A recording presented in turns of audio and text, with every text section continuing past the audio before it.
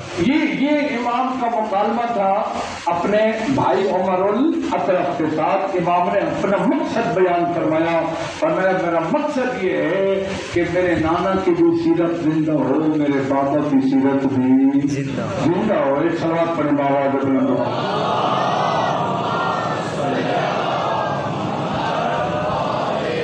پھر اس کے بعد امام علیہ السلام جب روانہ ہوئے تو اس وقت ملاقات ہوئی جناب حنفیہ سے. وہ بھی مولا حسین کے بھائی ہیں.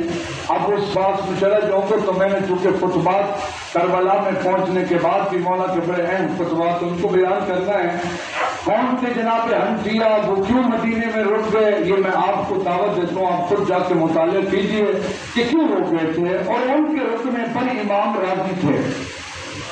امام علیہ السلام جناب حنفیہ کے رکنے پر راضی تھے اور ان کو ہدایت تھی کہ آپ رکیں. لیکن سید الشہداء نے آخر میں ایک کاغذ اٹھایا، کاغذ قلم، اور اپنے ہاتھ سے ایک وصیت نامہ لکھا.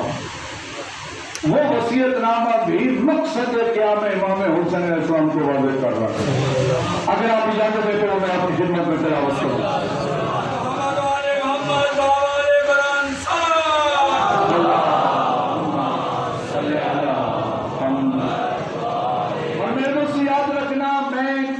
نوجوان کو دعوت دے رہا ہوں، سوشل میڈیا پہ جاؤ، اس مولا کے وصیت نامے کو جو ان کے اپنے ہاتھ سے لکھا ہوا ہے کتنا قیمتی ہے. اس میں پورے مذہب حقائق تشیع کے عقائد کو بیان کیا گیا ہے.